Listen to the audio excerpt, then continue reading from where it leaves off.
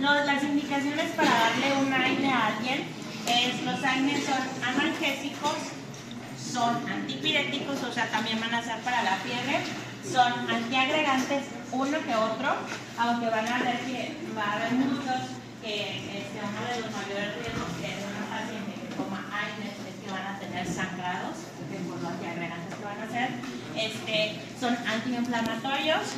Hay unos que son úricos, que vamos a utilizarlos para la gota, por ejemplo. Artritis también. Vamos a utilizarlos también para inhibir las contracciones en un aborto o una amenaza de parto término. Y también se van a utilizar para cierre del conducto arterioso. ¿En quiénes? Pues en los niños que nacen con persistencia del conducto arterioso. Aquí va a haber una contradictoria, porque cuando una paciente está embarazada hay que evitar los AINES, sobre todo en el tercer trimestre. ¿Ok? Porque si no, pues puede haber alguna persistencia del conducto arterioso. Así es la medicina ya, ¿sale? Bueno, entonces, esta tablita creo que viene en su libro. Va a haber un estímulo. Cuando hay un estímulo, entonces va a haber una perturbación de las membranas celulares y va a haber una liberación de fosfolípidos. ¿Ok? A su vez, va a haber liberación de fosfolipasa y también de ácido araquidónico. ¿Ok? El ácido araquidónico va a liberar lipoxigenasa, ciclooxigenasa. A su vez, la lipoxigenasa, leucotrienos. Los leucotrienos LTB4, que van a traer los fagocitos, que esos van a activar y entonces va a haber una inflamación. Por otra parte, va a activar a LTC4, D4 y E4, que van a alterar la permeabilidad vascular. Va a haber broncoconstricción, va a haber aumento de la secreción. Eso va a llevar al broncoespasmo, a la congestión. Y cuando hay una liberación de ciclooxigenasa, se van a liberar prostaglandinas, tromboxano y prostaciclina. Las prostaglandinas pues también van a alterar la permeabilidad vascular. El tromboxano va a modular los leucocitos y va a haber inflamación. Y bueno, eso es lo que va a pasar cuando hay una lesión, ¿ok? Entonces, ya sea un trauma directo, también cuando hay un trauma provocado, adquirido, ¿ok?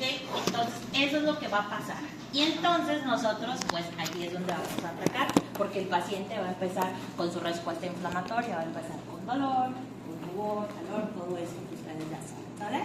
Entonces, nosotros vamos a hablar de los AINES. Los AINES van a inhibir a la ciclooxigenasa, ¿ok? Entonces, para que ustedes sepan todos los AINES, que si alguien les pregunta cuál es el mecanismo de acción, diría la ciclooxigenasa. Y eso quieren ser más específicos, hay unos que van a inhibir a ciclooxigenasa 1 o ciclooxigenasa 2.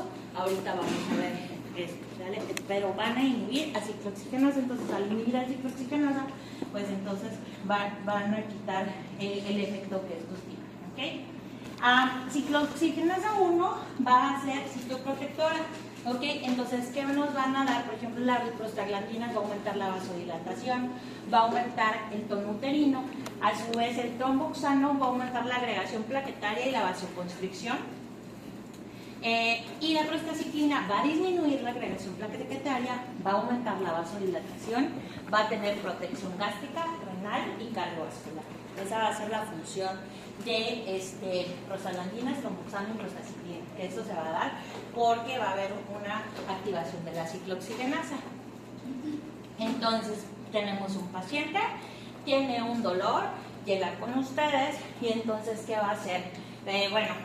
Empieza tiene algún golpe, no sé, empieza con dolor o con fiebre, va a haber alteración de las prostaglandinas, va a haber fiebre, dolor, inflamación, y entonces ustedes ¿qué van a hacer? Pues le van a dar un AINE, ¿ok?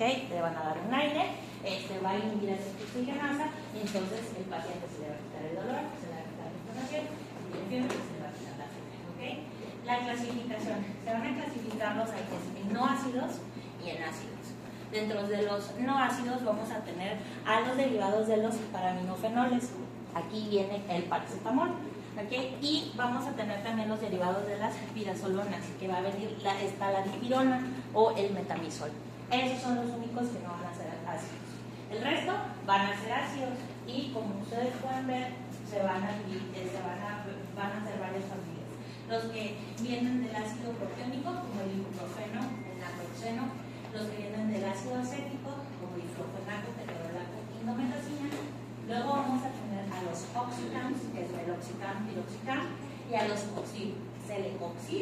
y heterocoxib, ¿ok?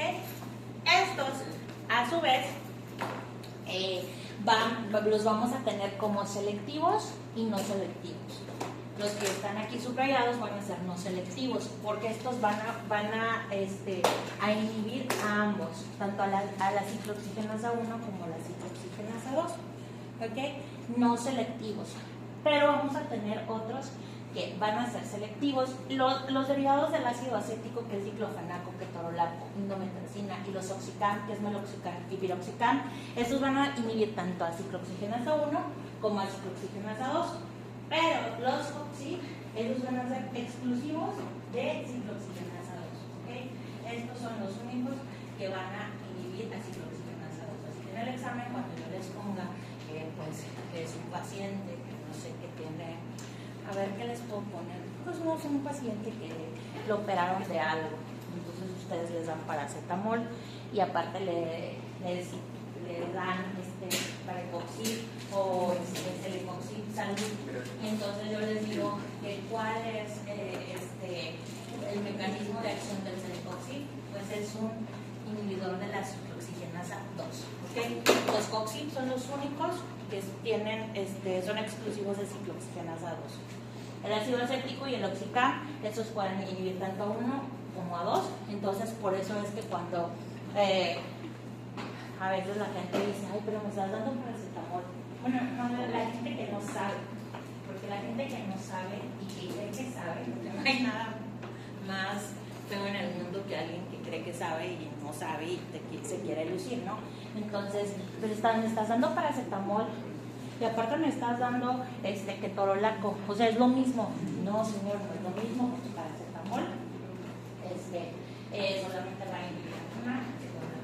Me estás dando paracetamol y me estás dando celecoxib, sí, pero el celecoxib va a tener mayor afinidad por la ciclooxigenasa 2 y por eso es que el paracetamol casi siempre va a potenciar el efecto de ambas vías, ¿ok?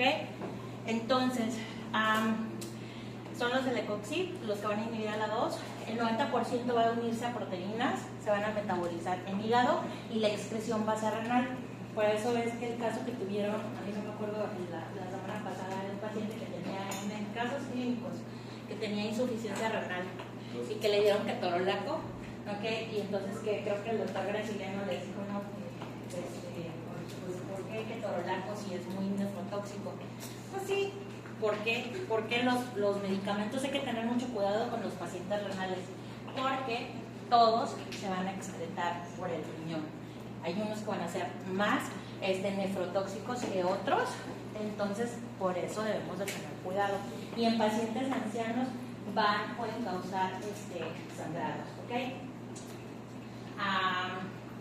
Bueno, también vamos a tener a los inhibidores de la fosfolipasa, que van a ser los esteroideos como por ejemplo el silotón, ¿ok? Vamos a tener también un inhibidor de los leucotrienos que va a ser el montelukast, ¿ok? Es por eso que pues al darle montelukast a un paciente que es alérgico, pues va a disminuir todas sus alergias porque inhibe los leucotrienos, entonces va a disminuir la congestión, va a disminuir el broncoespasmo.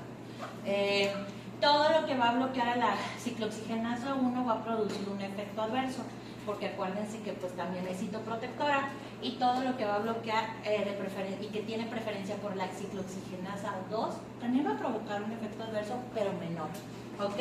Va a aumentar el riesgo cardiovascular y está asociado a la inmunomodulación, ¿ok? Entonces, para los pacientes que tienen una enfermedad autoinmune como la artritis reumatoide, pues va a ser muy bueno, ¿ok? Pero te recuerdo con los pacientes que tienen algún riesgo cardiovascular porque les aumenta, ¿ok? Los efectos adversos, de los que más debemos de tener en cuenta, es una intoxicación por aspirina y una intoxicación por paracetamol. Vamos a ver más adelante la dosis de la intoxicación por el paracetamol, pero aunque ustedes crean que el paracetamol es bien bueno y es bien noble, pero no te lo tomes más de la dosis porque puede provocar una falla hepática fulminante y el paciente se muere. Yo conocí una persona, una residente de urgencias que pues ya no quería vivir, se tomó un chorro de pastillas de paracetamol y ni se murió la mujer, y entonces nada más terminó en terapia intensiva, la tuvieron que dializar, luego estuvo intubada, salió, pero digo yo, bueno, pues, ¿por qué, verdad? ¿La diflora es peligro de México? Sí. En Estados Unidos. En México sí usamos dipirona, es el metamizol, y eso te baja la fiebre súper rápido. El único problema de la dipirona es que causa una hipotensión pues muy marcada. Entonces, si causa una hipotensión muy marcada, el paciente puede caer en paro. Entonces, hay que pasarlo en una solución de 100. ¿Qué pasó? ¿Qué ocupas? ¿El control de los aires? Ah, no sé. ¿Alguien tiene el control de los aires? Nada más, pues sí, ¿verdad? Cuando entras pides permiso y si vas a hablar con alguien, pues ya. Ok, entonces, hay que tener cuidado con las intoxicaciones. Otros pueden causar gastritis, sobre todo en pacientes ancianos, ¿okay? Aunque no sean ancianos, en jóvenes maduros también. Nefrotóxicos, hemorragias, insuficiencia cardíaca congestiva, hipertensión arterial, inhiben el trabajo de parto, y los toxics pueden causar apoplegias y empeoramiento del infarto agudo al miocardio. Hay que tener mucho cuidado cuando se den medicamentos AINES los AINES y los antihipertensivos van a disminuir la función, sobre todo del antihipertensivo. Anticoagulantes y antidiabéticos van a aumentar la función, sobre todo del anticoagulante, entonces hay que tener cuidado. El metrotexate va a aumentar su toxicidad y la aspirina y los AINES pues van a disminuir la agregación plaquetaria. De por sí la aspirina va a disminuir, es un antiagregante plaquetario, entonces si tú le das aspirina y luego le das un AINE, pues va a disminuir más eso. Ok, entonces, bueno, lo que llega la doctora. Ok, entonces vamos a tener que a nivel gastrointestinal la ciclooxigenasa 1 va a proveer el moco, también va a darnos bicarbonato y va a aumentar el flujo sanguíneo. Y pues cuando bloqueamos la COX-1, pues puede provocar gastritis, úlceras y dispersión. ¿Ok? El más que va a lesionar el estómago va a ser, en primer lugar tenemos al ketorolaco, después el naproxeno y la indometacina, y lo que menos va a lesionar al estómago va a ser el ibuprofeno, el diclofenaco y el paracetamol. Por eso es que muchos ancianitos luego que tienen algún problemita, por muy chiquito que sea, y pues no quieren sentir dolor y se toman un ketorolaco, después pueden llegar con una úlcera gástrica y pues hay problemas. ¿Okay? Entonces ya vamos a empezar con la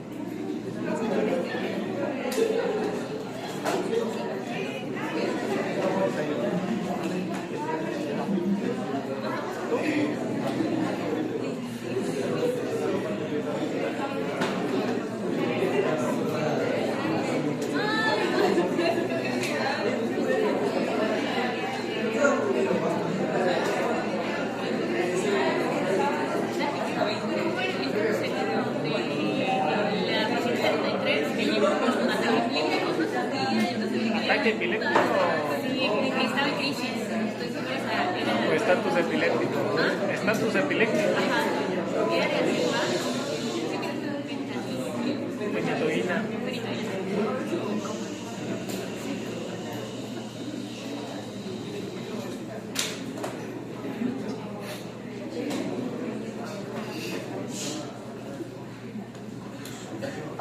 Bien, buenos días. Hoy vamos a hablar sobre los fármacos que utilizamos cuando hay trastornos de la coagulación.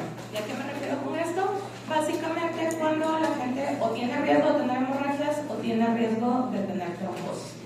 La coagulación, como ya lo ven en el oficio, pues es básicamente, o bueno, más bien la hemostasia, se trata, o cuál es el objetivo final de la hemostasia.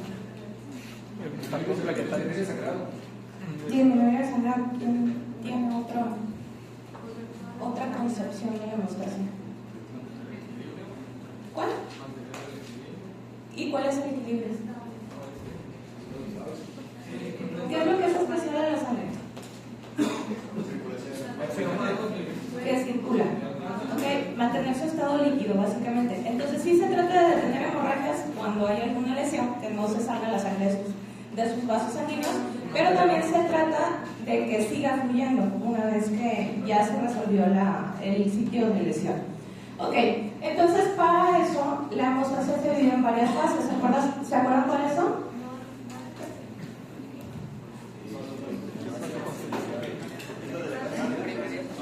Ajá, primero hay una fase de vasoconstricción.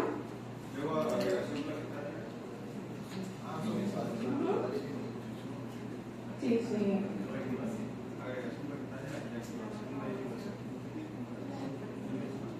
Bueno, vamos a enfocarlo todo en tapón, porque al final de cuentas se forma un tapón de plaquetas. Después, ahora sí viene cascada de coagulación para formar ¿qué?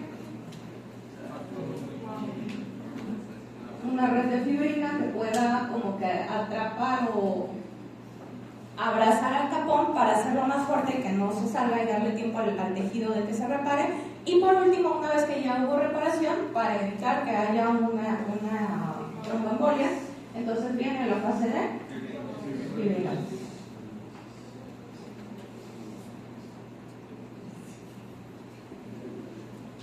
Ok, entonces, ¿qué tipo de medicamentos tenemos para intervenir en todos estos procesos?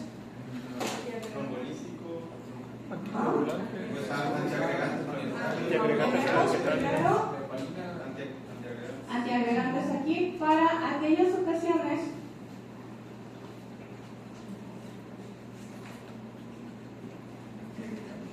en que los pacientes tienen algún riesgo de formar coágulos o trombos plaquetarios. Y los trombos plaquetarios, por cuestiones de flujo, es más común que sucedan dentro de las arterias. Entonces, por ejemplo, al paciente que tiene riesgo de infartarse, al paciente que tiene una angina de pecho, entonces a esos pacientes, si tienen riesgo cardiovascular alto, le llamamos, a eso les damos antiagregantes. Que nos evita que se forman las plaquetas, que van a ser su principal problema si es que se llega a formar un tapón plaquetario. Ok, luego,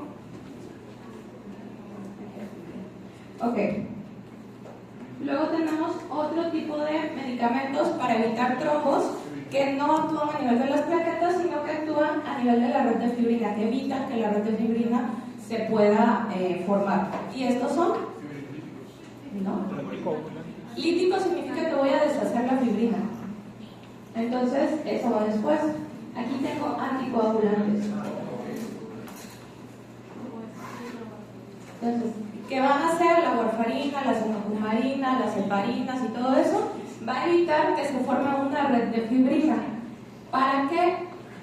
Lo utilizamos en varias situaciones, también en pacientes que tienen riesgo de hacer trombos, pero sobre todo de tipo venoso. A los pacientes que tienen insuficiencia venosa con alguna otra patología que, por ejemplo, los esté poniendo en cama, como que los acaban de operar. A los pacientes que tienen algún tipo de cáncer, generalmente ellos tienden a hacer muchos trombos venosos, o a los pacientes que tienen o ya tuvieron alguna trombosis para evitar que se forme nuevamente se retrombose. Entonces, ojo, los anticoagulantes no me están deshaciendo la fibrina. Los anticoagulantes evitan que se forme más fibrina. Ahora sí, Rey. En trombosis venosa profunda se podría ocupar los anticoagulantes. Sí, se usa, pero el uso no es para deshacer el trombo venoso. El uso es para evitar que se forme más, porque el trombo venoso ya de por sí, suponte que esta es una vena, se forma aquí el trombo que ya tiene, si ya tiene fibrina, ya tiene plaquetas, si ya tiene red de fibrina. Entonces lo que pasa aquí es que tienes más éstasis en esta zona y tienes mucho mayor riesgo de que se forme algo más grande. Entonces lo que evitas con eso es que se haga más grande el trombo, pero no estás deshaciéndolo.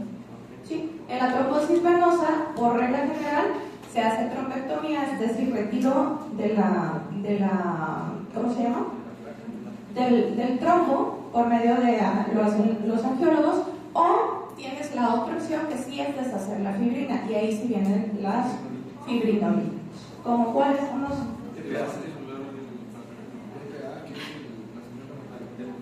Ateplaza, teneteplaza, que son los más utilizados, ¿no? Trombosis venosa a nivel cerebral o a nivel pulmonar o de miembros inferiores. Pero también en la fibrinólisis podemos tener otros medicamentos que me hacen totalmente lo contrario, es decir, evitan que se deshaga la fibrina. Y estos son los antifibrinolíticos. Si, por ejemplo, llega algún paciente que lo metí a fibrinólisis, llegó infartado, llegó en periodo de ventana y se le puso teplaza, entonces, y por alguna razón me pasé, está sangrando, tiene sangrado mayor del tubo digestivo, tengo otros medicamentos para contrarrestar un poquito el efecto del fibrinolítico, que son los antifibrinolíticos. Y el más conocido o el más utilizado, de eso les hablaron en el Congreso, es un medicamento que también se indica cuando hay un traumatismo, por ejemplo, un politraumatizado tipo accidente de auto. ¿Se acuerdan de la plática de la doctora Alma que les puso ahí un trauma de alto impacto? Entonces, en ese tipo de pacientes, para evitar que se desangren, están indicados estos medicamentos. Son los antifibrinolíticos, y el ejemplo, no sé si alguien se acuerda del ejemplo que les puso ella.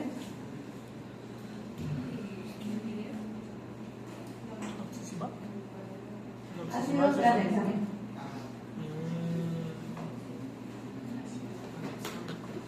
Ha sido un tranexámico, es un medicamento que utilizamos como protocolo de TLS para el politraumatizado, 1 gramo en bolo para evitar que se desangre. Y eso me ayuda a controlar hemorragias en el paciente que tiene fracturas expuestas, tiene varios golpes o varias contusiones anteriores. Entonces, algunos probablemente usan ácido tranexámico como parte de su rutina de skincare también, porque si sirve, es un desmanchante. Entonces, ese mismo, nada más que IV, actúa como un antifibrinolítico, es decir, evita que el tapón se deshaga, permanece más tiempo ahí. Entonces, estos 3 medicamentos, de 3 familias, ¿qué función me van a hacer? Y esto es que me evitan o tratan.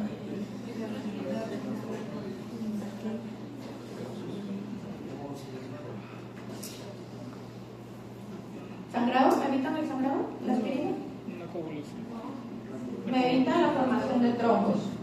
Pueden ser plaquetarios o pueden ser de fibrina.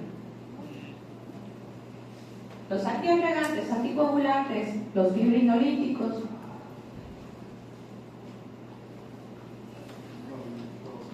Me actúan sobre alguna fase de la formación del tapón, del trombo, para evitar que se forme. En cambio, los antifibrinolíticos hacen que se quede más tiempo el tapón, entonces me ayudan a controlar hemorragias.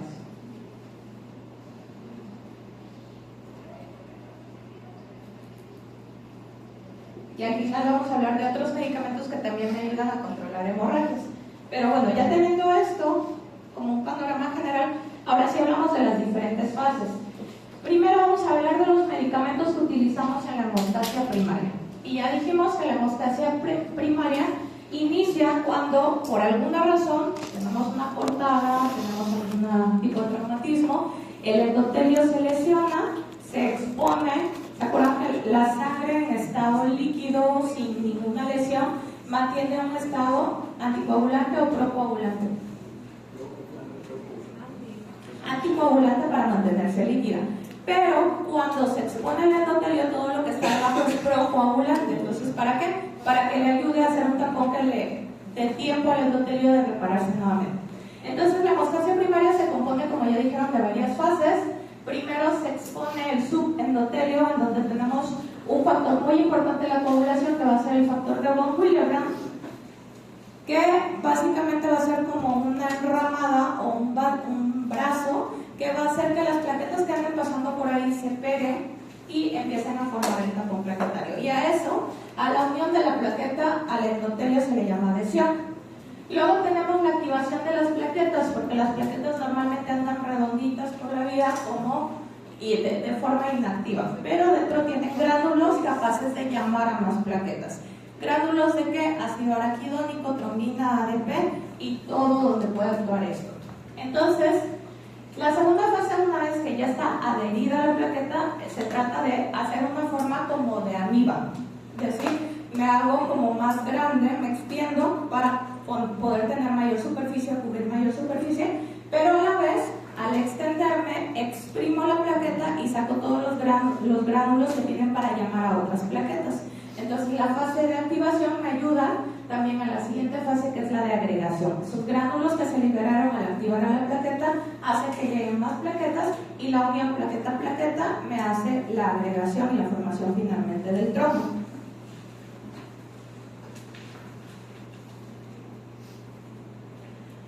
Mientras, la segunda fase se trata de hacer fibrina. ¿Qué es la fibrina? Es una red que hace como Es una proteína, es una red que en realidad va a formar polímeros de fibrina, muchas proteínas juntas que van a ser finalmente una red que va a abrazar las plaquetas. Y aquí tenemos algo que no nos gusta mucho, pero que nos sirve. Realmente no pasa así, es mucho más complejo que la cascada, pero para fines de entender qué pasa, la cascada está bien. Ok, entonces tenemos dos formas de hacer fibrina.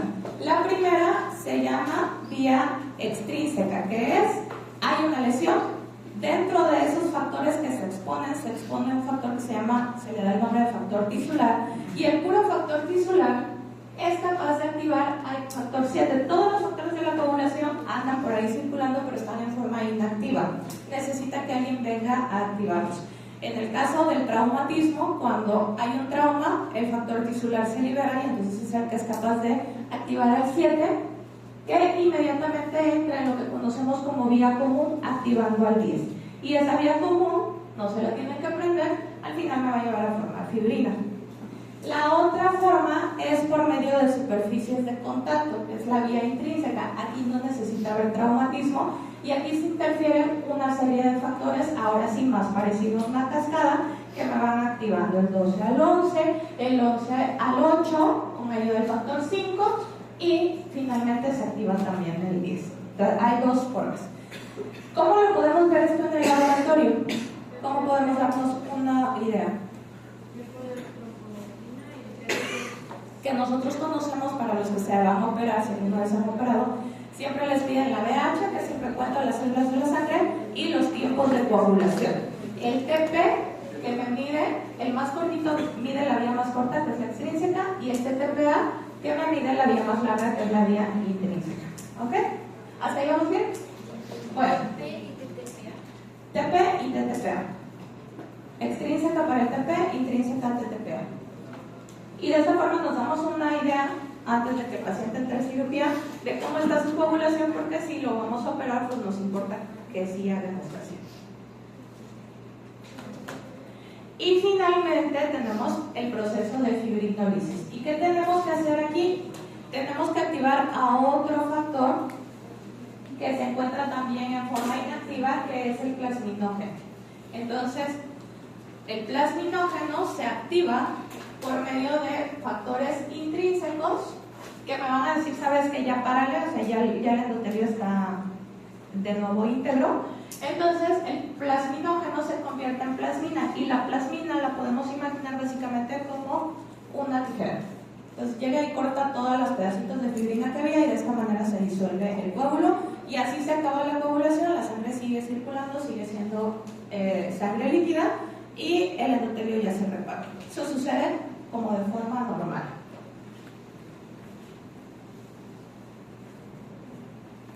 Entonces, como ya les explicaba acá en el pizarrón, tenemos fármacos tanto para tratar la trombosis como para tratar la hemorragia. Y en la parte de trombosis vamos a tener a los antiagregantes plaquetarios que van a actuar sobre la hemostasia primaria, es decir, no van a dejar que se forme el tapón de plaquetas, y a los anticoagulantes que van a ser los que van a tener efecto en la hemostasia secundaria, o sea, no van a dejar que se forme la fibrina. Y ahí tenemos ejemplos de los diferentes, los vamos a ir viendo. Entonces, antiagregantes, los más utilizados, ácido acetilsalicílico, la aspirina y el clopidogrel. Actualmente, de hecho de la guía de este año, ya se está agregando ticagrelor y prazogel que tienen un mecanismo de acción muy similar al clopidogrel, ya en las guías para antiagregación. Pero esos son como los clásicos. Ampicilumab entra como antiagregante. No, entra como un factor para revertir anticoagulación. Pero se supone que inhibe la glucoproteína 2B3A también. Sí, pero me actúa después. Ahorita sí. Ok, entonces, ácido acetilsalicílico, probablemente, no sé si ya vieron antes. Apenas estamos viendo. Ok, sí, bueno, es un medicamento que el mecanismo de acción depende mucho de a qué dosis lo das. Si lo das a dosis bajitas, entonces te va a actuar como un antiagregante plaquetario. Si lo das a dosis más alta, entonces sí te ayuda como analgésico. Entonces la dosis de aspirina, que es para tratar dolor, son de 500 miligramos, mientras que la dosis de aspirina Protect, si alguien por ahí sus familiares lo toman, si alguien... ¿Nadie? La aspirina Junior o la Protect, ¿de cuánto viene? ¿De 100? De 100. Entonces, las dosis van de 80 hasta 300. De hecho, en el paciente, por ejemplo, con infarto, las guías te dicen 300. Te das 300 miligramos de aspirina. Pero es la dosis antiagregante. ¿Qué es lo que hace? Bloquea la COX-1, que a su vez me va a bloquear el tromboxano A2. ¿Y qué es el tromboxano A2? Uno de esos gránulos que tenía dentro de la plaqueta para llamar a más plaquetas. Entonces, básicamente, ¿qué es lo que me está inhibiendo? El tapón, por medio de inhibir a los factores agregantes plaquetarios, por eso se llaman antiagregantes. Entonces, la aspirina sí tiene sus contraindicaciones, son un poco relativas y hay que valorar si le voy a hacer más daño al paciente o tiene mucho riesgo de hacer un infarto y entonces es mejor dárselo. Entonces tenemos que en caso de que el paciente ya tiene úlcera, ya sangró, hay que irnos con cuidado o ver si tiene otras alternativas. En los pacientes que tienen insuficiencia renal, cardíaca graves y también la hepática, puede estar contraindicado y puede causar acidosis por salicilatos. En el tercer trimestre de embarazo tampoco lo damos porque puede causar como muchos AINES, cierre prematuro del conducto arterioso y también hipertensión pulmonar. Las dosis ya se los dije. Y en caso de intoxicación que está reportado en niños también, sobre todo casi el caso clínico típico es de niños, da acidosis metabólica. ¿Cuál es el efecto más frecuente de estos medicamentos? El efecto secundario, indeseado. ¿Úlceras? Hemorragia.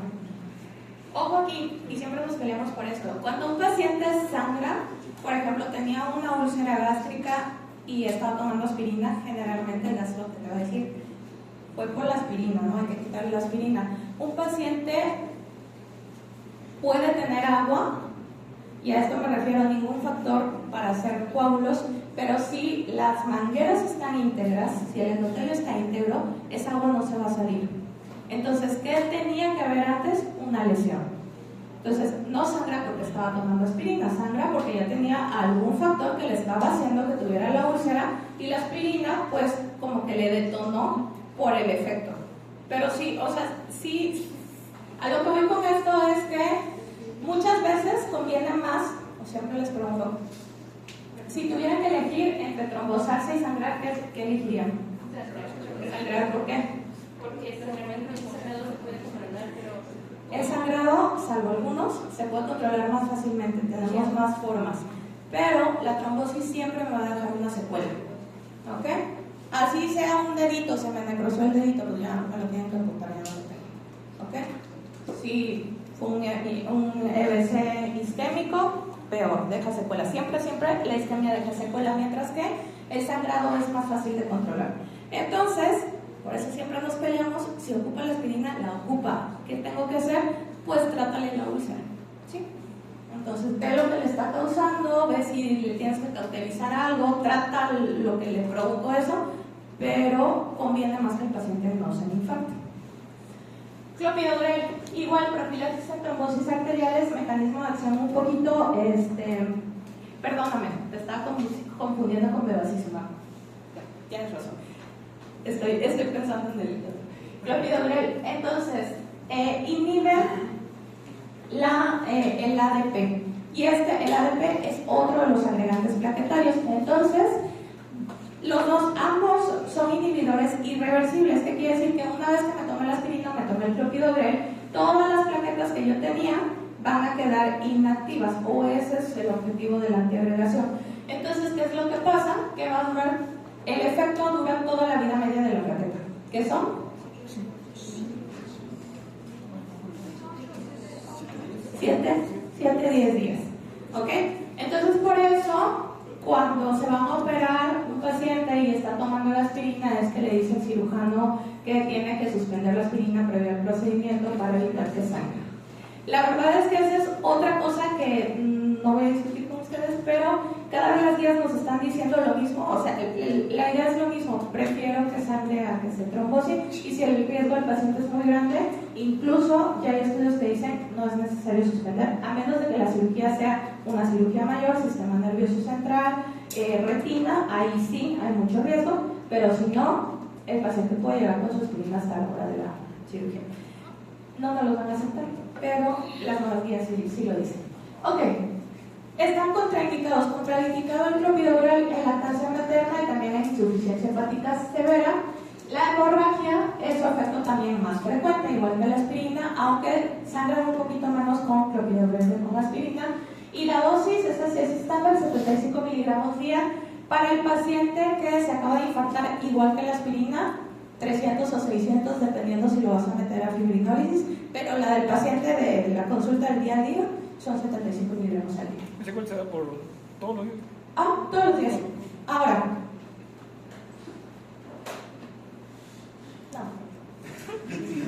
no, lo que pasa es que si no hacemos tan frecuentemente el estudio de laboratorio para ver qué tan bien me está antiagregando el paciente. Se llama gregometría plaquetaria. ¿Qué se ha visto en la gregometría plaquetaria? Que para el paciente que va a tomar de por vida, digo porque a algunos médicos les gusta como innovar mucho, ¿no? Y entonces, como todos le dan aspirina, yo le voy a dar clopidogrel a mi paciente. Entonces se ha visto que la aspirina no causa, ¿cómo decirlo?, como alguna... que el paciente sea tolerante, o sea que pierda su efecto. La aspirina lo mantiene, mientras que el clopidogrel a lo largo de 2-3 años pierde su efecto antiagregante. O sea, si hacen agregometría se van a dar cuenta que sus pacientes realmente no están antiagregados. Entonces hay como cierta tolerancia al medicamento. Por eso seguimos prefiriendo la aspirina.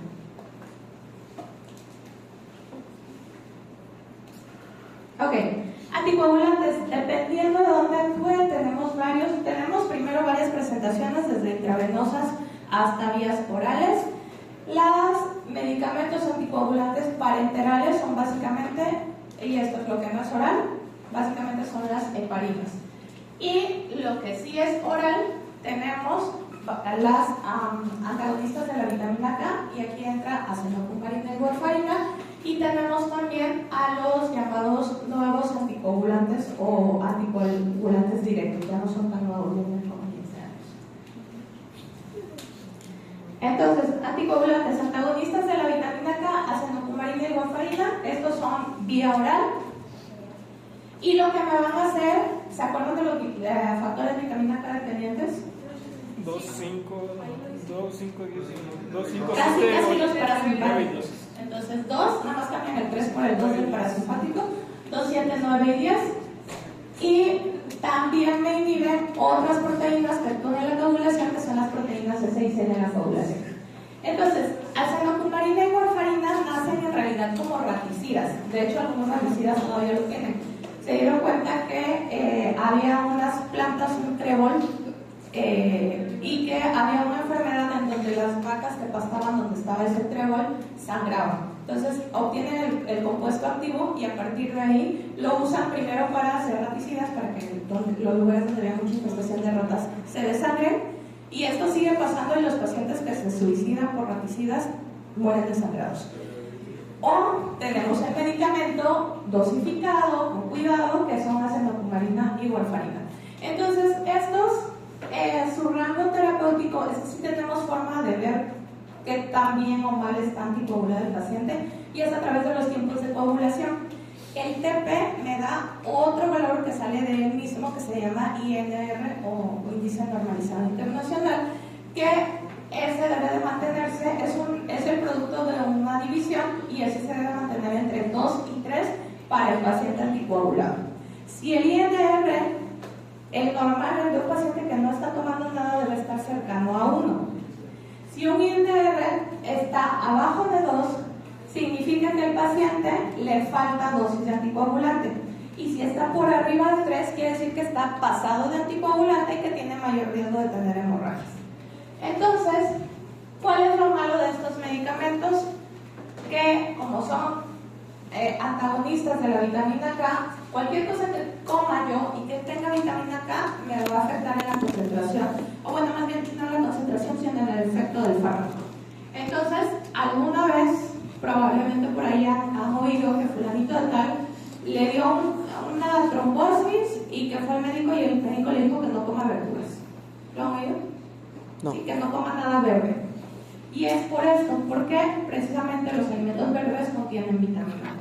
Tenemos dos formas de hacer esto con los pacientes. Uno es no comas nada verde, u otro es mantén tu dosis de vegetales, pero tiene que ser constante. Porque a partir de ahí, si tú siempre mides y siempre pesas la ensalada que te comes, puedo ajustar tus medicamentos, pero tienes que ser muy disciplinado. Entonces, lo que es más fácil para muchos es pues no comas nada verde y mantente con tu medicamento.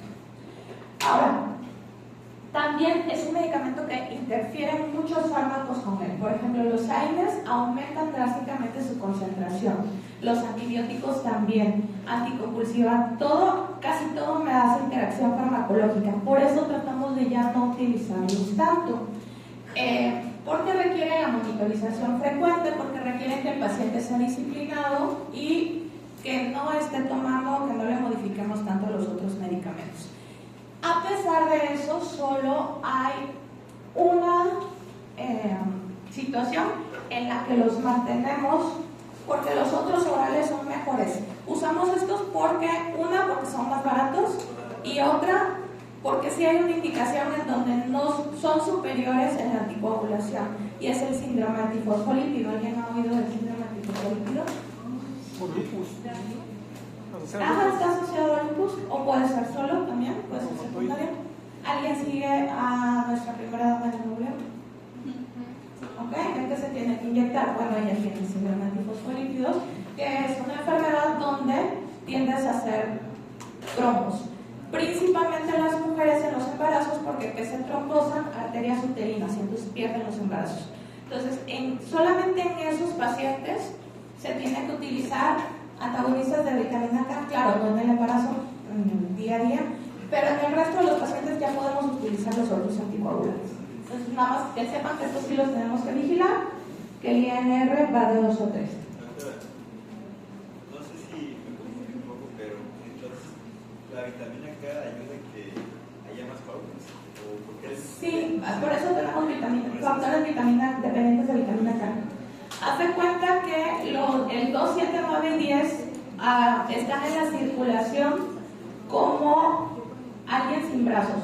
Y la vitamina K es quien carboxila, quien pone esos brazos con los que se va a unir al siguiente factor y va a ser la cascada. Entonces ayuda a mejorar la coagulación. para el paciente que sangra mucho, entonces sí se recomienda. Por eso le suspenden la esa De verduras o de vegetales verdes. Mencionó que estos antagonistas de vitamina K son orales. Estos son orales. Solo hay 2 medicamentos, son warfarina y acenocumarina. Pero dice acá, aunque han sido reemplazados por los anticoagulantes orales directos son otros. Son otra familia que son más nuevos, los que llamamos nuevos anticoagulantes. Ah, ok. ¿Ok? Entonces sigue siendo el de elección para SAF, para síndrome de anticuerpos antifosfolípidos. Ok. ¿Qué pasa si un paciente estaba tomando acenocumarina o warfarina y tomó esa semana justamente, dejó de tomar sus verduras que sí se estaba comiendo y esa semana se enfermó y tomó antibiótico y tomó AINES y otros medicamentos que me hicieron que me subiera mucho el INR, que me suba anticoagulara? Entonces el paciente tiene mucho riesgo de sangrado, sobre todo con caídas, ¿no? Otra vez, tiene que estar rota la manguera para que se salga la sangre. Entonces, si llega con hemorragia grave mortal, primero le tengo que dar vitamina K de reposición, pero como el medicamento tiene una vida media de 72 horas y es antagonista, no va a ser suficiente. Entonces, básicamente, ¿qué es lo que hago con el paciente sangrando? Pienso en dónde estaba interfiriendo su hemostasia. Antagonistas de vitamina K, ¿en dónde intervienen? ¿Plaquetas? En la red de fibrina. Entonces, le transfundo lo que tenga fibrina, que es plasma. ¿Okay? Esa es la forma de tratar la hemorragia. Si un paciente viene, que es lo mismo, si un paciente viene sangrando y usa aspirina y no para de sangrar, ¿qué le transfundo? No. Plaquetas. Si es aspirina, plaquetas. Si es anticoagulante, cualquiera lo puedo tratar con plasmas. Sí, lo que tienen los factores de coagulación. Ok. Entonces, aquí tengo para tratamiento de reversión, tengo los medicamentos precisamente que me hacen el efecto contrario. Primero tengo el plasma que puedo transfundir y que es más fácil y más barato para tratar al paciente. Segundo, tengo también medicamentos que tienen factores de coagulación que son sintetizados en laboratorio. Se llama Feiba, el medicamento hasta ahorita no tenemos otro, conserva la patente, que es un concentrado de factores vitamina K dependientes activados, o sea, tiene 2, 7, 9 y 10. ¿Cuál es el contra? Primero se calcula por kilo de peso, segundo el Feiba, un frasquito te cuesta 40,000 pesos, entonces mejor transfundimos plasma. ¿Ok? Y si el sangrado del paciente viene porque se cortó, no estaba haciendo su comida, no sé, tuvo una cortada profunda y está sangrando mucho. Si es superficial la herida, si puedo poner una gasa, entonces le puedo poner ahí ácido tranexámico empapado y pongo para que no se, lo que se logre hacer de fibrina no se deshaga, para hacer un tapón. ¿Ok?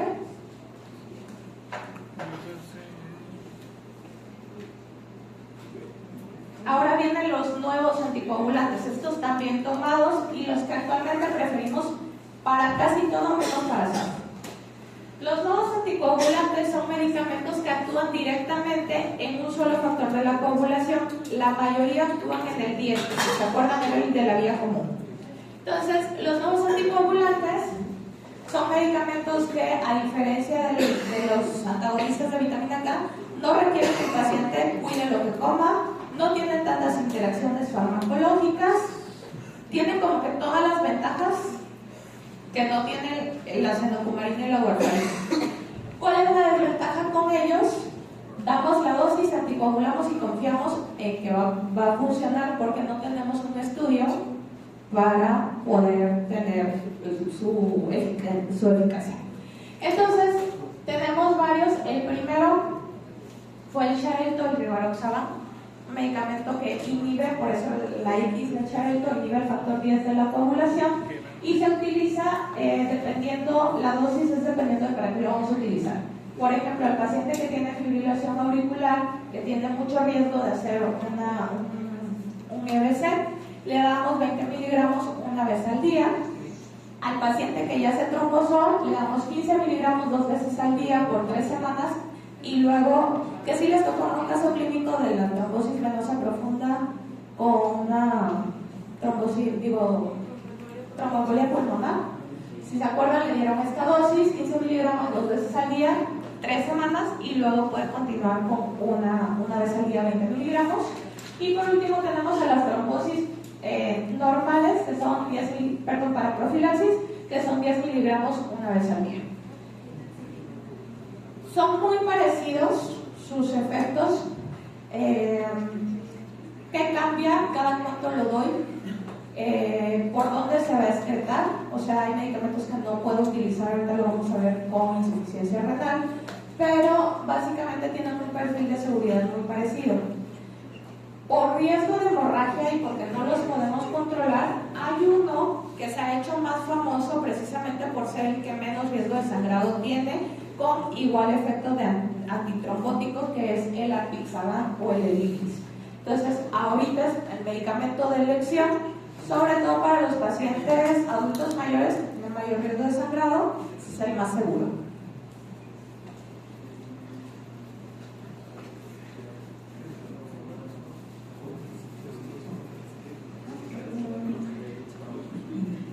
De estos, por ejemplo, la eliminación renal es dabigatran, antagonista directamente de la trombina. Ese sí está contraindicado en pacientes con falla renal. En los demás se puede hacer ajuste de dosis. Y en apixaban, si ven, es el que menos eliminación renal tiene, entonces por eso también es de los preferidos. Ok. Y por último tenemos a las heparinas. ¿Qué hacen las heparinas?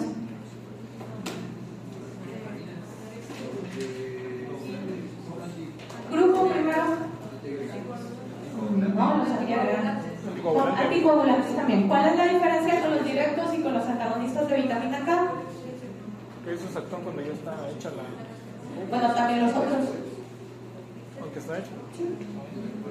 Sí, esos son los anticoagulantes. Ya está hecha, o estoy previniendo, o ya está hecha, y lo que estoy evitando es que se forme más. Pero estas, a diferencia de los dos que ya vimos, de los antagonistas de vitamina K y de los directos, estas no son tomadas, son inyectadas.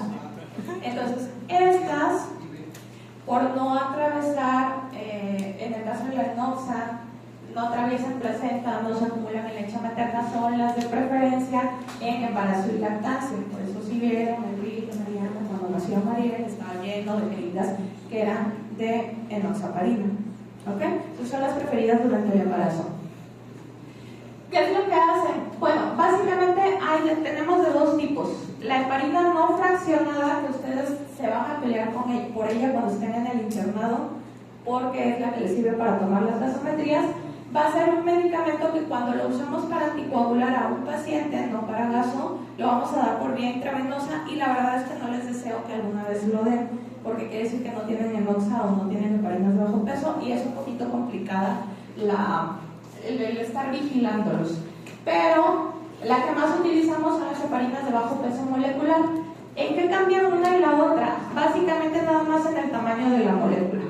Entonces las heparinas de bajo peso molecular son fraccionadas, son heparinas que están cortadas y que lo que hacen es abrazar tanto factor 10 como antitrombina, y de esta manera lo inactivan. Hacen que el factor 10 se junta a la antitrombina e inactivan al factor 10, y con eso pues evitan que se siga formando la fibrina.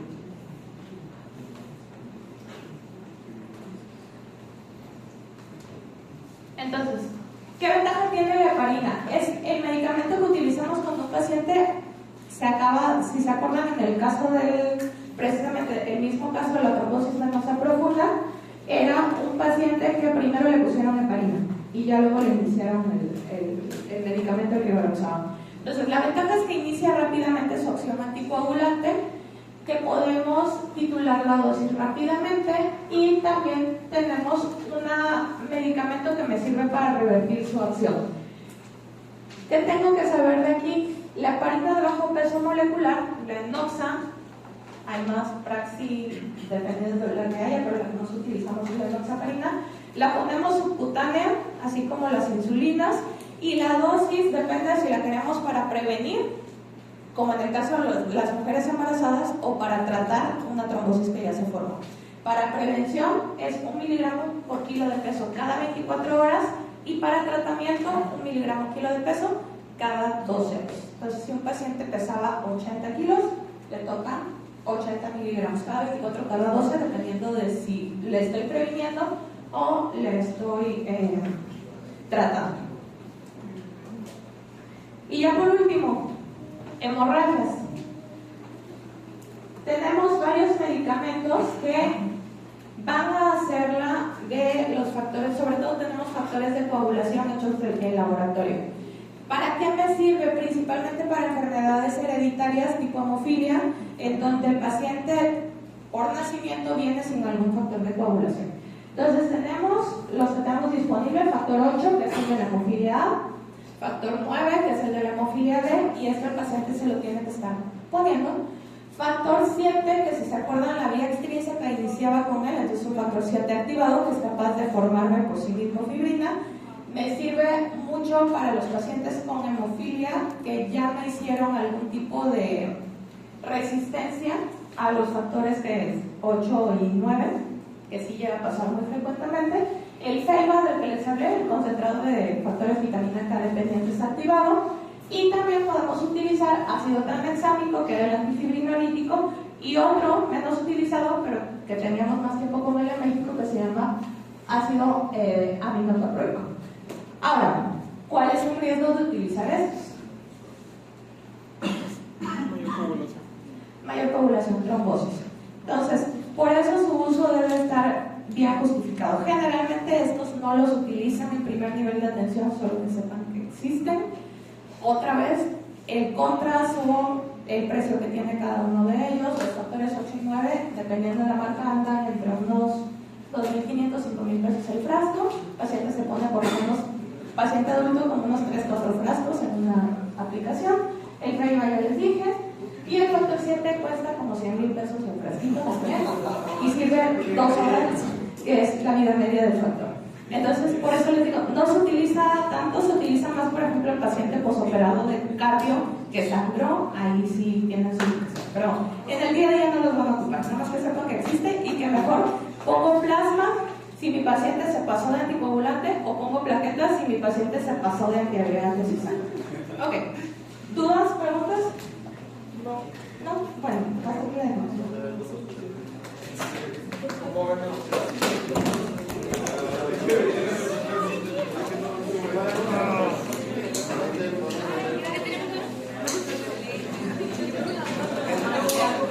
Ay, qué bueno.